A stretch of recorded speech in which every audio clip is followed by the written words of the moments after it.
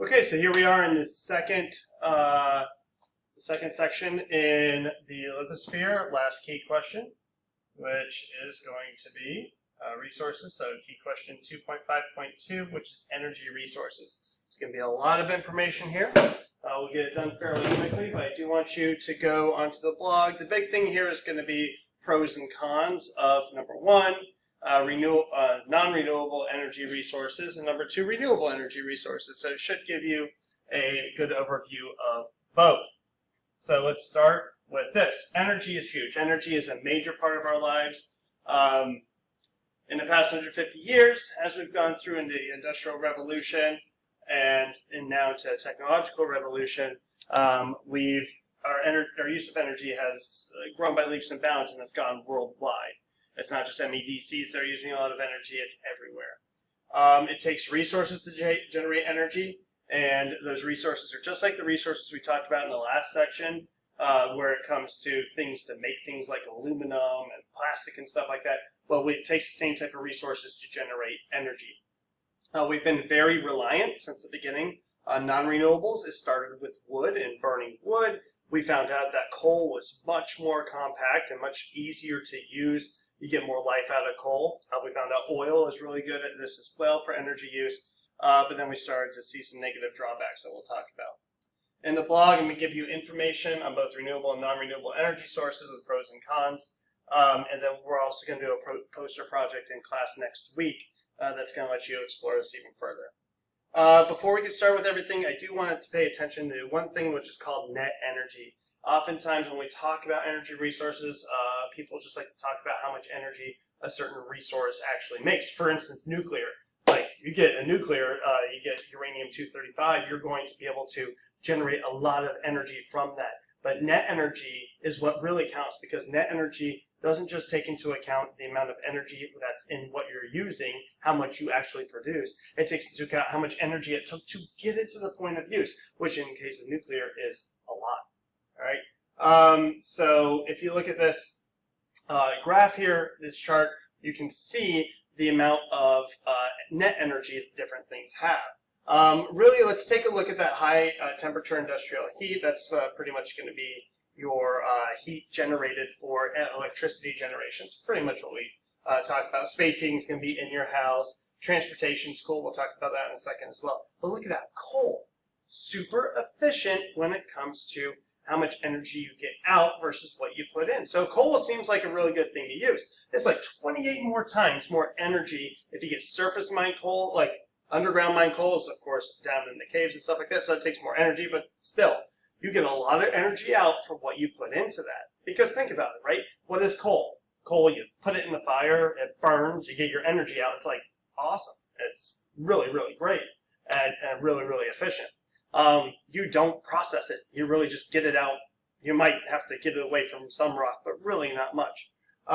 Natural gas and oil are still pretty high, nowhere near as high as coal on that. And then direct solar, concentrated solar is really low, actually. It takes a lot of energy to put that in.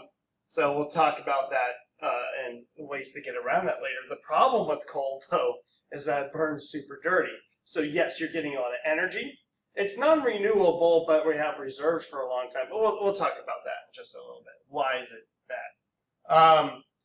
So if you see this graph, though, you can see the United States versus the world. The world actually only has 82% non-renewable. Most of the world's renewable energy is biomass, with hydropower, like dams and things like that, coming in second place. Geothermal, solar, and wind, a small percentage, and nuclear power is actually non-renewable. We'll talk about that and why that is in a little bit. But you can see the United States is actually behind on that. And that's because we set up, and it's not because we're bad or anything like that. But we are bad on this, but why? It's because we industrialized earlier than a lot of the rest of the world. We have massive systems that need to be overhauled to turn it to renewable, and it takes time. So here's a graphic that shows how a lot of these things are extracted. As you can see, underground coal mines in the middle. Oops, sorry. Back. Underground coal mines, you can see that in the middle. That would be going underground and getting the coal out. You can see the surface mined coal where it says area strip mining, and it's basically digging into the surface. That's barely any energy use compared to the energy you get out. Same thing up at the top where it says contour strip mining. Oil and natural gas, we get oil from underneath the ground, so it takes a little bit more energy because you have to pump it out. Natural gas is above the oil, and that we get through fracking, which you may have heard of before, with some negative connotations, because the fracking can let the natural gas, it's hard to actually pipe a gas out without it getting out, and so this can cause major issues. Also, breaking that rock to get that gas out causes earthquakes and things like that. You can see some geothermal energy, which has hot water storage. So that's basically where you have hot spots underneath the ground, where you have hot rock and magma you see up there, that would actually heat up water. A lot of this stuff in Greenland, super cool stuff. There's actually a series with Zac Efron on Netflix. You guys should go check out. I forget exactly what it's called, but it's really good. In the first episode, he goes to a geothermal power plant. It's awesome. I might try to show it in class in a little bit. But let's go through the different energy resources, and we'll start with non-renewables, and we'll talk about the pros and cons of each. And I do expect you to go back and read for details because I'm just going to be giving an overview here. All right, crude oil, which is the stuff that's actually drilled out of the ground. When you get oil, is thick, murky, crazy stuff. You actually have to go in and separate out the different components of what you need, and you get a lot of stuff out of oil. The problem is we're going to run out of it. That's a big problem. Also, it burns dirty. Not as dirty as coal, but again, the trade-off for this is that it takes a lot of energy to get it out, and we're going to run out of it a lot sooner than we run out of coal. So oil, along with coal and natural gas, are referred to as fossil fuels. So we can't make them overnight. Why? Because they take millions of years in order to make. Basically what happens here is something dies. It basically condenses underneath the ground as it decomposes, and will end up either forming coal, usually if it's on land, or oil if it's underwater. And then eventually those areas, you can find oil on land, places that used to be underwater, basically. So it makes all these hydrocarbons in a big gunk called oil when it's oil. And then when you pull it out, you have to separate these out through something called fractional distillation. But look at all the different things you can make through fractional distillation. You just you burn it, you boil it, and then you cool it down at different temperatures. The stuff that's on the bottom, the gunk that's left over that doesn't even boil, then we use that for asphalt, all right? Grease and wax is a little bit higher of a boiling point, lower of a boiling point. Naphtha, diesel oil is about mid-range. The lightest stuff is just natural gases. Gasoline is super light. If you ever go to the gas station and you pump your gas, you can smell it coming out. It's because it's super volatile. It boils at a very low temperature. And you can see all the different stuff we use oil for. So we get a lot of stuff from oil, but let's look at the advantages, the pros and cons. The advantages is that we have a supply for 42 to 93 years, but within the next 50 years, we need to find substitutes. So here's your disadvantage. Low cost of oil compared to other things, but disadvantage is that there's large government subsidies which drive down the cost, which make it artificially cheap. So a subsidy is a government tax break. They give these to oil companies to keep oil prices low, to keep gas prices low, but this lets us not, the environmental costs are not taken into the market price, as you can see there. It does have a high net energy yield, which is good. Easily transported because it's liquid and it can just be put in tankers and move across. Low land use, pollutes, the technology is well developed, and we have an efficient distribution system already in place. However, big negatives right here. That artificially low price encourages us to waste it and overuse it with big vehicles and things like that. It pollutes the air when it's produced and burned. It releases CO2, which is greenhouse gas, which we'll talk about later, and it can cause water pollution.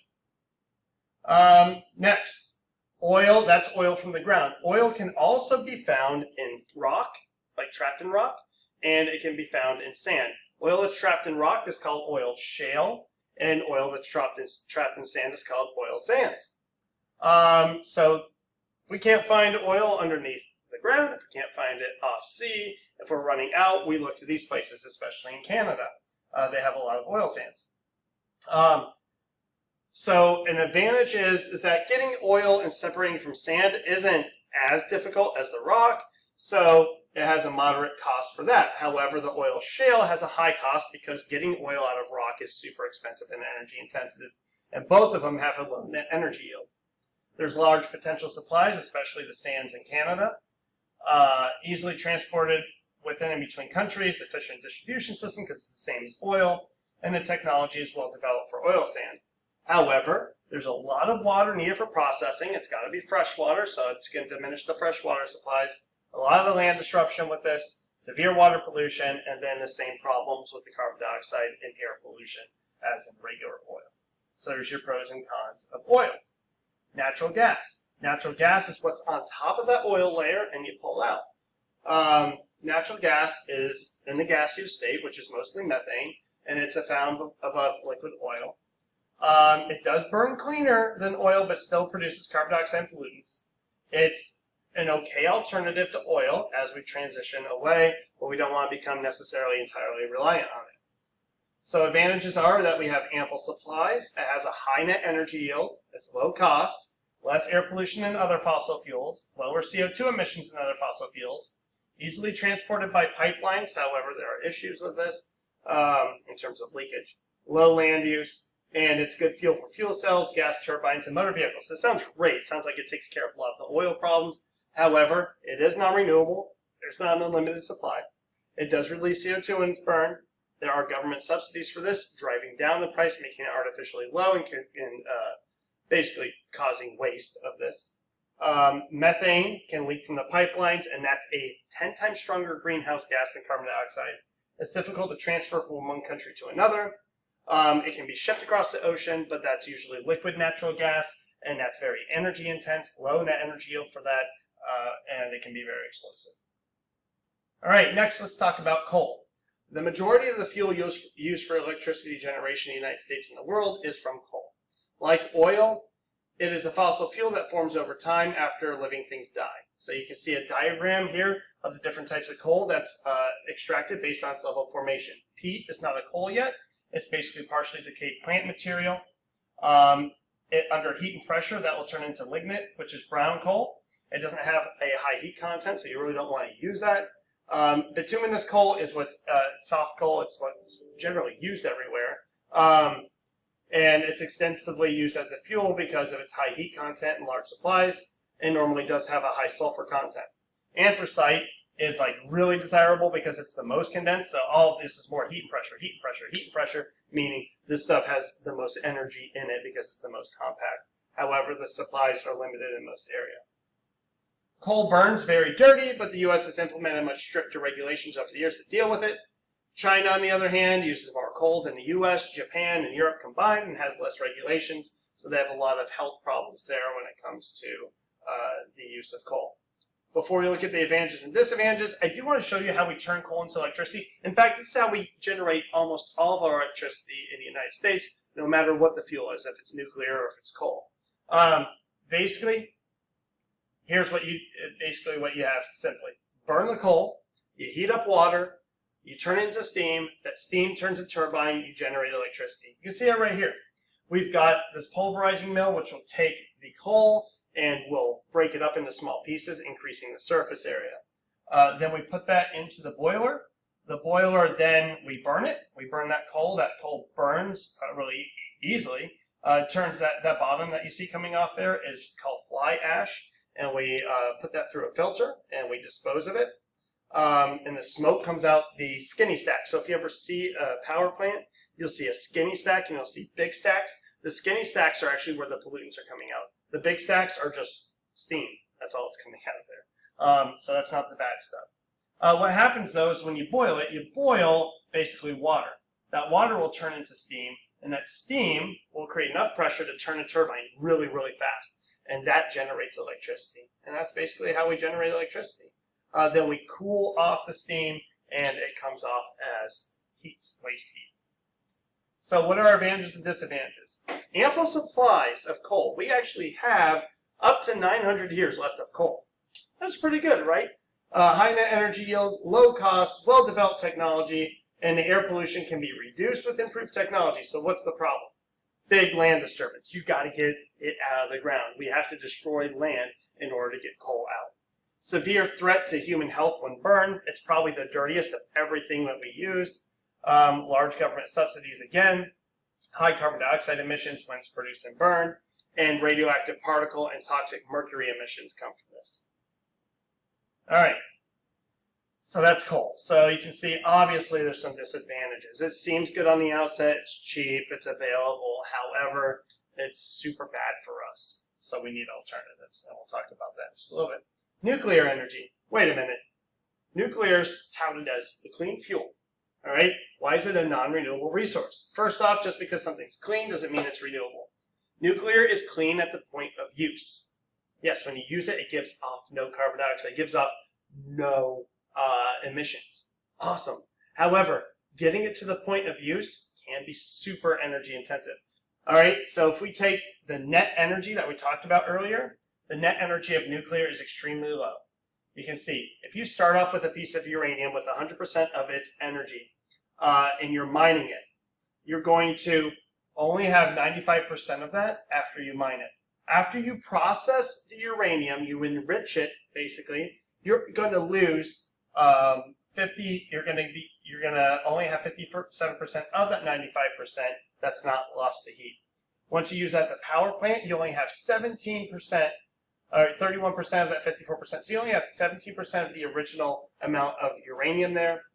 Transmission of electricity is only 85% of that. And then your actual heating, what you end up having is 14% of the original energy in there that you have left over. All the rest was lost to waste heat. And energy went into each of these processes. So you're really you're having a very low net energy compared to coal, where you get 28 times the amount of energy out of it that you put into it. Plus, nuclear is very susceptible to large-scale accidents like those seen in Chernobyl and Fukushima, so you can click on those links and read about them. All right, so just an FYI, nuclear power plants work just like coal power plants, but instead of burning coal, we put radioactive uranium. It starts to decompose. That gives off massive amounts of radiation and heat, boiling water, turning into turbines, and so on and so forth. So you can see diagrams of both the nuclear fuel cycle and a reactor, followed by the disadvantages and disadvantages of nuclear power. So you can see here on the bottom left of this, we mine it. We have to convert it from U3O6 to UF6. Then we enrich it. We assemble the fuel rods. It goes to the reactor. We have to decommission the reactor. And then the other thing is we got this nuclear waste. It's still giving off radiation, just not enough to heat the water anymore. And we have to store them because it can cause cancer and do all kinds of bad things if nuclear radiation were to get out. So you can see here's a nuclear reactor. All right, and here's the diagram of the nuclear reactor. You can see the fuel rods going in and out. We put basically control rods into there as well, which basically absorb the neutrons and stop them from generating the electricity. So we try to control that. All right, so you can see the advantages and disadvantages. Large fuel supply, low environmental impact, emits about 1/6 of the amount of carbon dioxide as coal, moderate land disruption, moderate land use, and low risk of accidents. So it's good for some things, but the disadvantages, without huge government subsidies, it can't compete with the other stuff that we have. It has a low net energy, like I said, high environmental impact if there's major accidents, risk of catastrophic accidents. There's no widely acceptable solution for long-term storage of the waste. It's subject to terrorist attacks, and people can use it as a front to make nuclear weapons. And it spreads, like I said, spreads knowledge and technology for building nuclear weapons. So there are major drawbacks to nuclear. It may not be the solution that people thought it was in the 1970s. And I'll put part 2 up. All right, so moving on now to renewable energy resources. I'm going to go ahead and get this all done in one. Like I said, go back and go into this for more detail. We're going to be going through renewable energy resources. These are also known as alternative energy. They're alternatives to fossil fuels, things that we need to implement in order to reduce our fossil fuel consumption. So one big thing is that we waste. The first thing we're talking about is how to be more energy efficient. One thing we do is we use all this energy, but we waste a lot of it. Our system was not built around efficiency because It was built around making things work. Oh, this works. We're going to put it into place. And so we lose a lot of energy to heat. About 85% of our input is non-renewable. We have about 8% non-renewable, 4% hydropower, geothermal, wind, and solar, and about 3% biomass. Waste happens during production, transportation, machines themselves. So we put those into the U.S. economy, and they come out the outputs. It's only 9% useful energy, so out of all that, only 9% of what we get out is actual useful energy. About 7% is petrochemical, so that is the 9 and the 7 together, making 16% is actually useful. Everything else is waste, unavoidable energy waste, but we have about 43% that we estimate is avoidable energy waste, things that we can actually go in and stop from happening. Now, waste has to happen. It's the law of thermodynamics, right? So any energy process, you're going to have wasted heat because you're just going to lose energy to the environment. How do we minimize that? That's a big issue. The first step in reducing fossil fuels, fossil fuel use, and non-renewable energy use is to make those systems more efficient. All right, so how do we do that? Number one, we have the grid. We call our energy connections to everything a grid.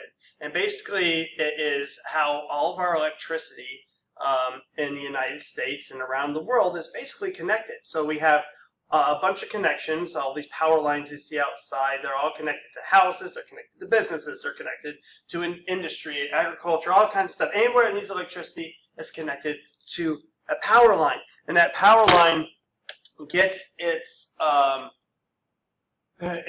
electricity from power plants, and they're dotted all over the place in different areas, and they all feed the grid. But some places are far away from the nearest energy power plant. Some places are really close. The places that are far away, there's a lot of energy loss getting it there. So what we need is to get stuff like a smart grid. And smart grid systems would monitor electricity. We're starting to implement this now. We can even implement a smart grid into our current grid and have energy monitoring stations and then small power plants running on renewable. A small solar power plant, solar panels on top of people's houses, small wind generation, hydroelectric, all these things feeding into the grid micro level, not huge power plant level, to make the system more efficient, and that's going on. All right. We also need more efficient buildings and houses because we lose a lot through our buildings and houses, a lot of heat, especially with air conditioning down here, heat up north. There's a lot of energy loss. We can do this by insulating and plugging leaks, using energy efficient windows, stopping other heating and cooling losses, heating houses more efficiently, heating water more efficiently, using solar to heat our water, using energy efficient appliances, using energy efficient lighting. And you can see in here a graphic of all the different things that you can do to make things more energy efficient. Another one is green roofs. Green roofs are awesome. Many places in big cities, like New York City, if you've ever been to New York City, yes, they have massive Central Park, but everything else is pretty much just concrete, okay? I mean, you have small parks here and there, but I mean, like, think about how built out that is. So a lot of places are putting green roofs on. You got two things that go on to that. Number one, you sequester carbon dioxide in your vegetation. And a green roof is not just painted green, right? It is actual vegetation on your roof, like gardens on your roof. It takes in CO2. It produces oxygen. That's great. But it's also insulation for those buildings, free insulation of it. Fuel efficiency in transportation. While we've made advances in fuel efficiency, increasing the efficiency of our transportation still lags behind a lot of other countries. A lot of that's because we're so widespread out and we travel lots of places like Europe. They're super close together. So we use a lot more transportation.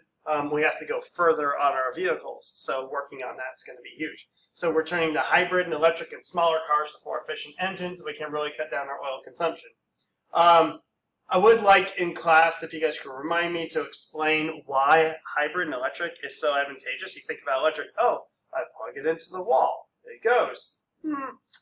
That seems like not that good of an advantage because it used that coal-fired power plant.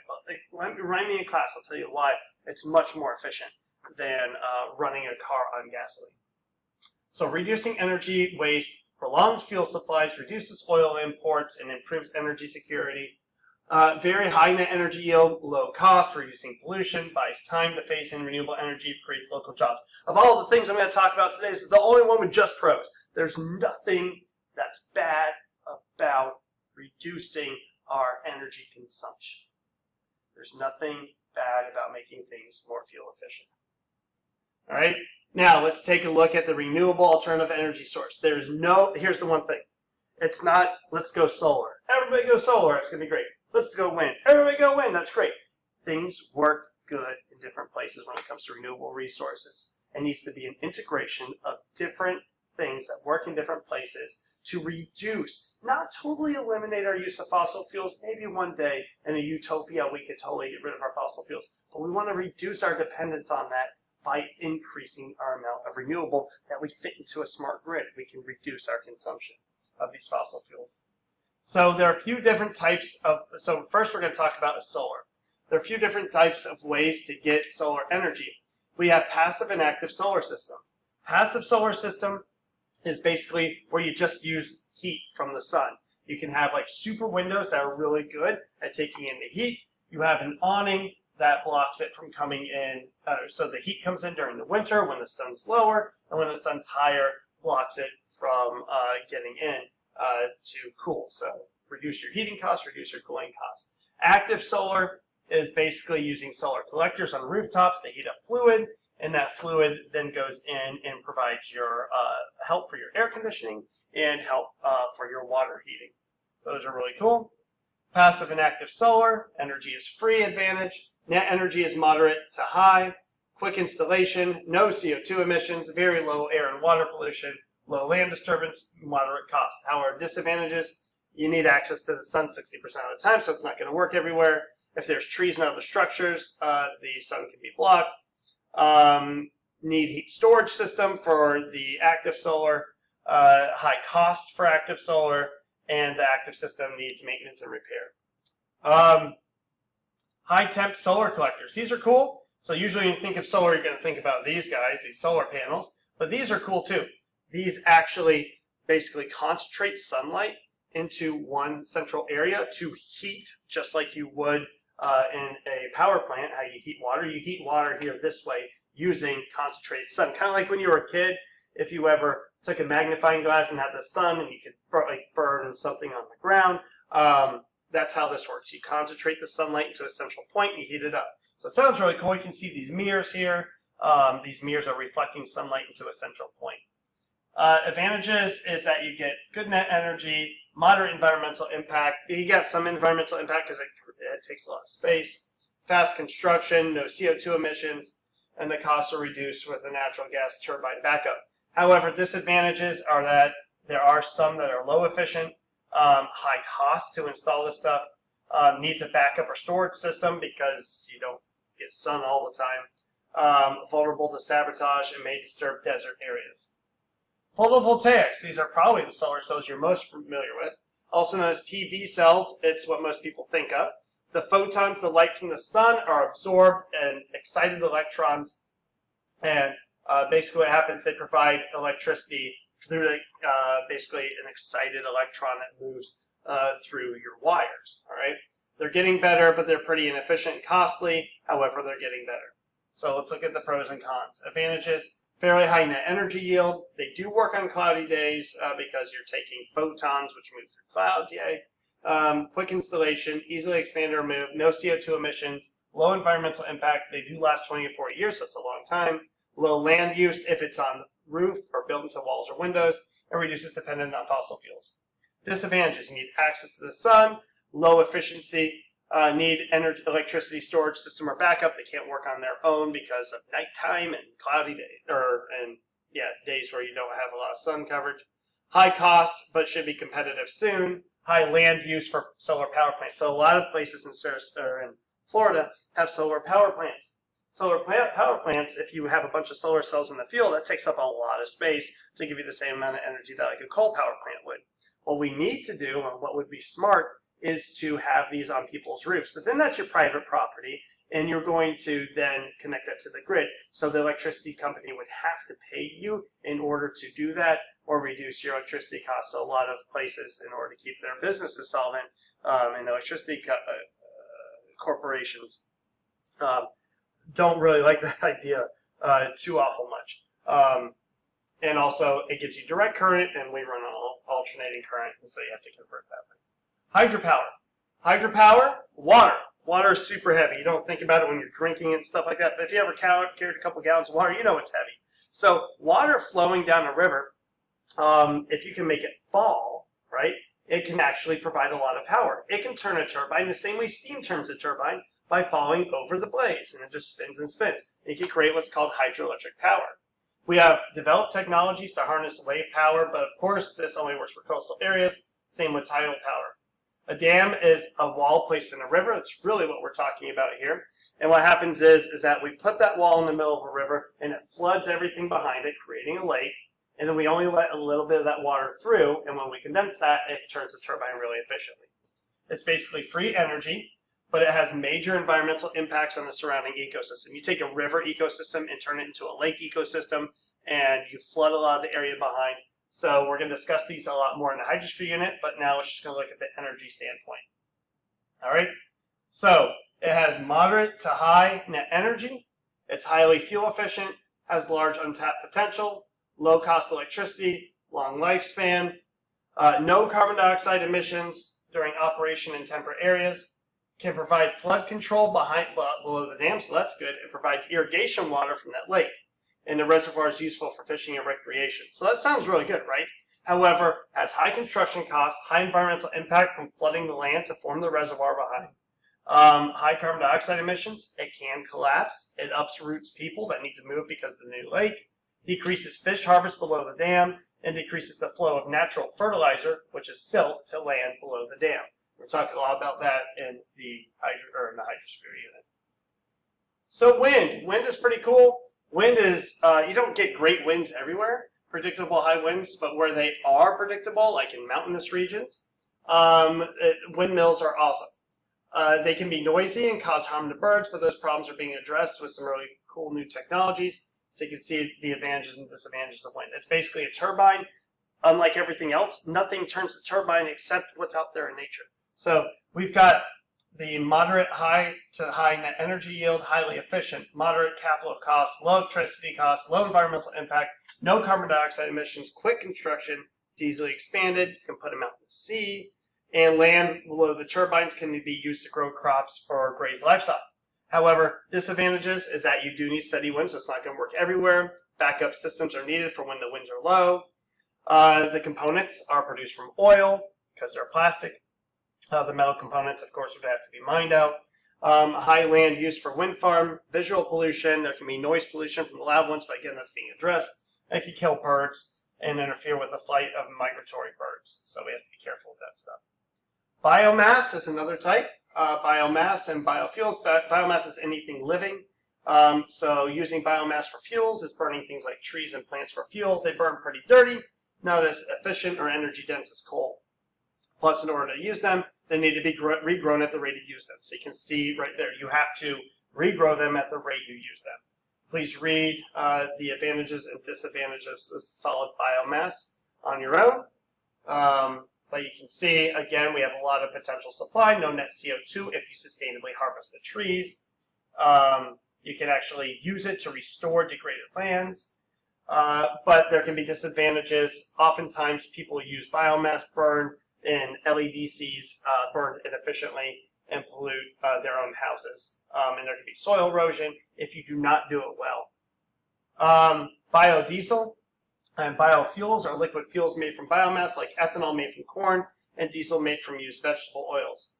You can see right here, biodiesel and ethanol. You can see the same advantages. You're still going to be burning stuff, so you're still going to have carbon dioxide emissions, but you're going to have lower than normal. You can have high net energy yield for some crops and stuff like that. However, you're going to end up having environmental costs of growing stuff in order to make biofuel, and it's the same for ethanol as well. So please read both of those advantages and disadvantages. Geothermal is another one. Geothermal is energy from the ground. It can be utilized in multiple ways, including single buildings and large-scale plants. For single buildings, pipes connect The home heating units and cooling units can be run under the ground. So under the ground, the temperature is regulated. It's all basically the same temperature. So we put those pipes underground. We get it to the temperature we need, and then heating and cooling costs are reduced because we have either lower or higher temperatures depending on where you are. You can see the advantages and disadvantages of geothermal. Geothermal power plants are great. There's not a lot of disadvantages except that they're going to run out at some point. Can be depleted if used too rapidly. But really, getting geothermal, if you're living over a hot spot, geothermal is definitely the way to go. You can see that, like I said earlier, in Greenland. Hydrogen. Hydrogen is a great source of fuel because it can be put through a fuel cell along with oxygen, and the only product you make is water vapor, which is great. So a fuel cell is kind of a complicated thing, but basically what you have is you have hydrogen gas going in, it creates water, and in that process, electrons flow. And so you capture those electrons in the fuel cell and you generate electricity. The problem is, and hydrogen fuel cell cars are already on the road, and we can be produced from plentiful water, good substitute for oil, easier to store in electricity, safer than gasoline and natural gas, it's non-toxic, and it's highly efficient. However, H2 is not found in nature, so you have to make that, and making the hydrogen is super energy intensive. So this may have a super low net energy yield. It has actually negative net energy because of that. It's non-renewable if generated by fossil fuels or nuclear power. Will take a long time to phase in.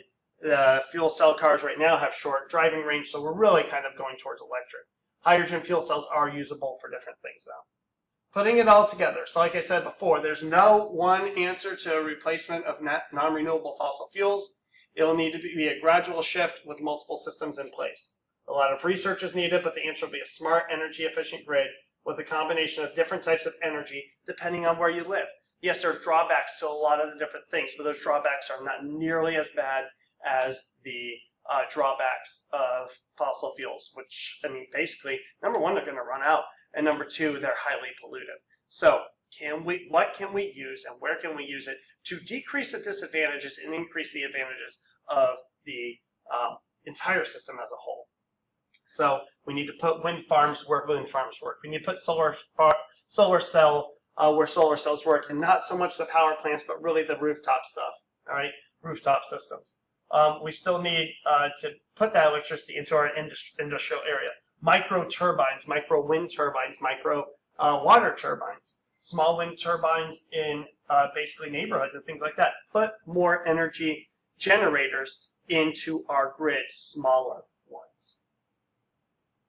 I know that was a lot, but integrating with already existing fossil fuel systems is the first step to a cleaner and sustainable future.